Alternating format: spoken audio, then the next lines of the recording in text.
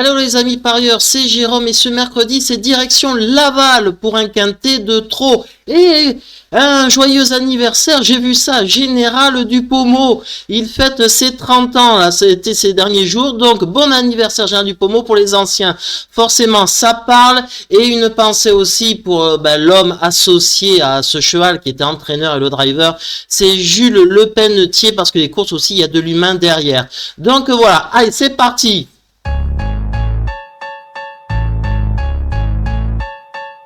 Et on garde les bonnes habitudes puisque je ferai un zoom sur certains participants bien précis comme mon tuyau, mon chocolat et mon piment pour faire monter la température avec une belle cote. Vous connaissez ça. Et voilà, et mercredi, c'est un lot intergénérationnel de chevaux de 5 à 9 ans qui fait office de quintet dans ce Grand Prix sur le parcours des 2850 mètres de Laval. 16 partants et je pense qu'on peut éliminer sans risque le numéro 3 Finger de Rodré. Le cheval il fait une rentrée, c'est un cheval de montée et puis Jublot il est au sulky donc ça sent pas très bon. Le 5 et bien c'est pareil, Y de Ceylan, le cheval fait une rentrée, il est ferré et c'est compas au sulky. Le 9 Holy Water, le cheval est mal engagé en gain, il n'a pas couru depuis juillet, il rend 25 mètres, ça sent pas bon. Ensuite, ça, le 14 aussi, Fougue du dollar, c'est je n'y crois pas.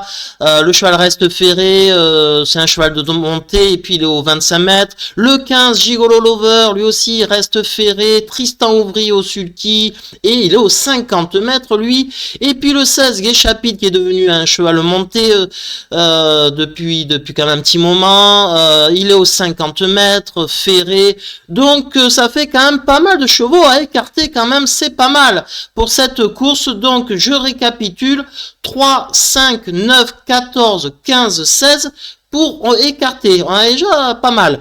Et puis après, ils peuvent tous accrocher quand même une petite place. Donc il va falloir faire un tri et c'est ce que je fais de suite. Allez, on passe à la rubrique en vrac. Ce sont mes non-choix. Des chevaux qui peuvent faire l'arrivée, ils peuvent faire une place, mais il faut faire une sélection et il y a des petites choses qui ne me plaisent pas sur ces chevaux. On commence par le numéro 1, Feeling Boy. Pourtant, il reste deuxième, cinquième à Vincennes avec dans des belles cotes en plus. C'était dans des quintets, mais il y a des choses qui ne me plaisent pas. C'est qu'il est déféré que des postérieurs. À Laval, c'est pas terrible le cheval et il est drivé par David et l'association avec ce cheval, 3 fois ils ont couru ensemble, 3 fois ça a été DAI, donc disqualifié pour allure.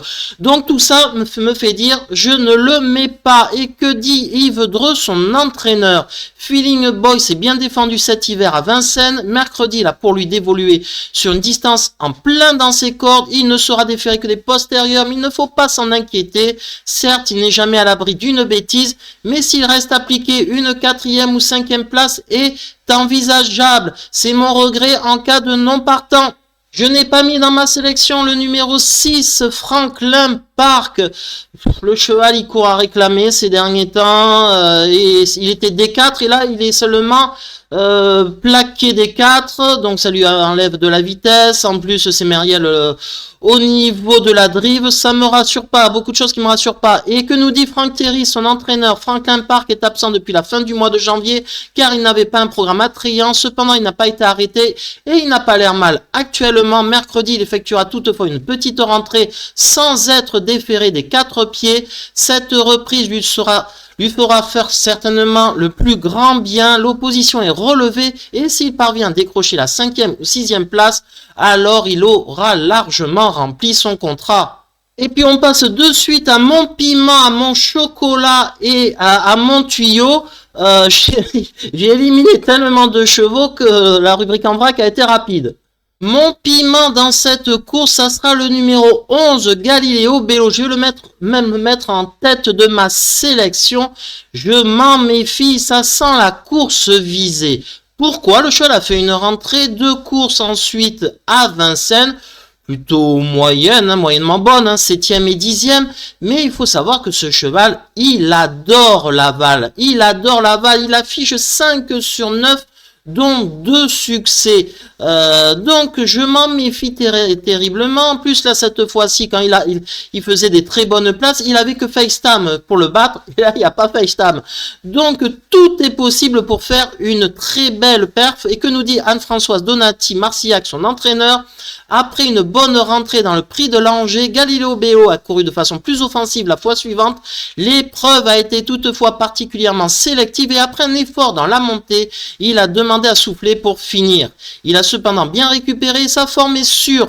Dimanche matin, il a d'ailleurs fort bien travaillé. Il ne sera pas facile de battre Hubble du Vivier qui s'élance en tête, mais je le pense tout de même compétitif à ce niveau.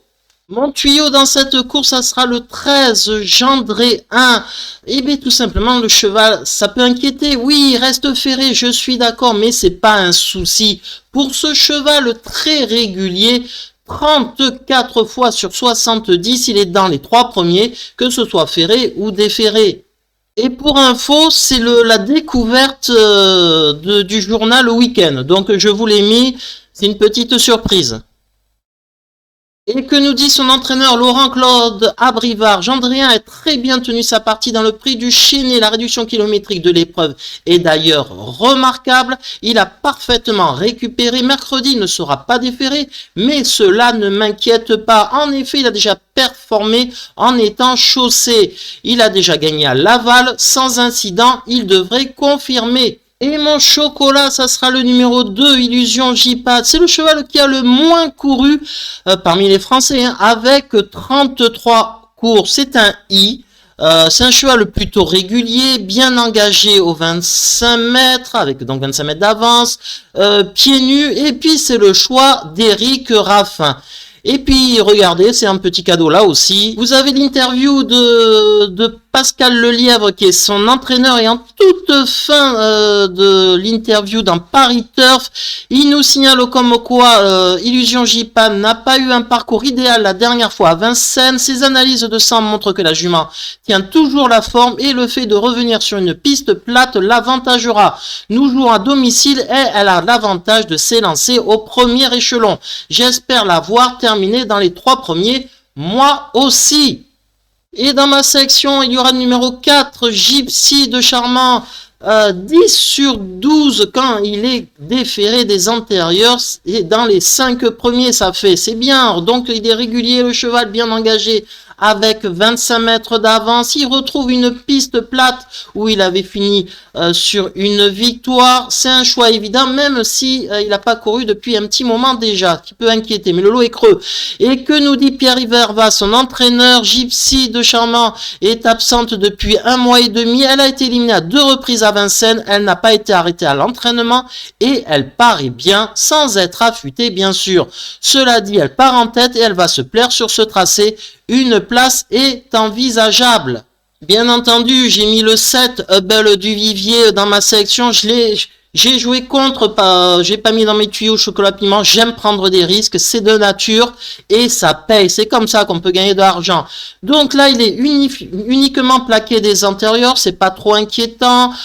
C'est le mieux engagé du premier peloton et c'est un cheval très régulier, 22 fois sur 42 dans les 3 premiers. Et c'est dans Paris Turf, là, vous avez un petit encart sur Hubble du Vivier. Et d'ailleurs, il nous dit, Sébastien Arnaud, son entraîneur, dans cette interview, il sera encore mieux sur cette piste plate. Je le juge aussi performant en étant seulement plaqué des antérieurs. Je ne lui trouve pas de points négatifs. Il détient une première chance.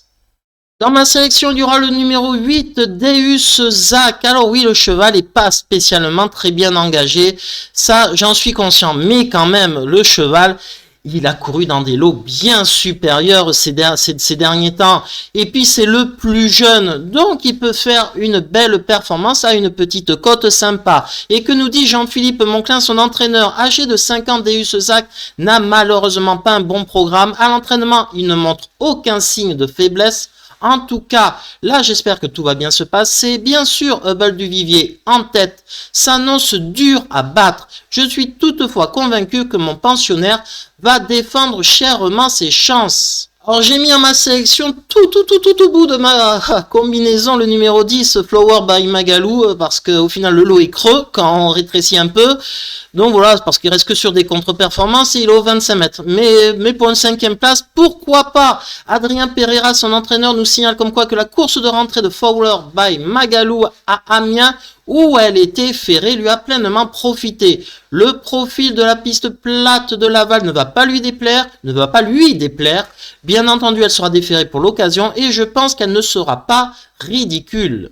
Et dans ma sélection, il y aura le numéro 12, Bordeaux S, son ancien entraîneur, c'était Jean-Michel Bazir. Et là, il part chez Thomas Malquist. Bon, c'est pas bien grave, car le cheval, il reste quand même sur une superbe performance le 20 janvier derrière It's Dollar Maker. Donc c'est un choix évident. Et que nous dit son nouvel entraîneur, donc Thomas Malquist? Bordeaux S reste sur de bonnes performances avant d'arriver dans mon établissement. Il a juste fait du léger chez moi, mais c'était bien. Je cours pour voir un peu où il en est, mais il devrait être dans les 4 premiers. Et donc ma sélection, c'est laquelle? Eh bien c'est celle-ci. J'ai mis en tête le numéro 11, Galileo Vélo, je cherche la cote. Ensuite, j'ai mis le 13, Gendréen, c'est un cheval très régulier. Le 2, Illusion J-Pad, un jeune, 20 Raffin, 25 mètres d'avance des 4, attention. Ensuite, le 7, Bol du Vivier, ça sera le grandissime favori, je joue contre. Le 12, Bordeaux S, super cheval, donc obligatoire. Le 4, Gypsy de Chamans, c'est un bon cheval, 25 mètres d'avance, ça peut faire mouche. Ensuite, le 8, Deus Zach, il a couru dans des lots bien supérieurs, mais il est très mal engagé en gain. Et enfin, le 10, Flower Magalou, pour une 5e place à grosse cote seulement. Et puis en cas de non partant, le 1, Feeling Boy. Donc je récapitule, 11, 13, 2, 7, 12, 4, 8, 10. Et en cas de non partant, le 1. Et ben voilà, le lot est bon. Il est de qualité, mais le lot est creux. Au final, j'aurais pu mettre une sélection de 6 ou 7 chevaux seulement, parce que c'est... Bon, voilà. Hein. Après, j'ai joué contre Hubble du Vivier. C'est un choix. Il est que plaqué des antérieurs. Donc peut-être il peut se faire, il va manquer un peu de vitesse et se faire déborder à la fin. C'est ce que je pense. C'est pour ça qu'il faut jouer. Et puis il faut jouer les cotes. Donc voilà les amis. Et puis j'ai mis des articles de presse. Alors si ça vous plaît, dites-le moi. Ça, voilà. Sinon j'arrêterai. Et puis je vous dis à bientôt pour de nouvelles aventures, car les courses de hippiques, pas que de trop, ça ne s'arrête jamais. C'est tous les jours. Allez, ciao les amis parieurs!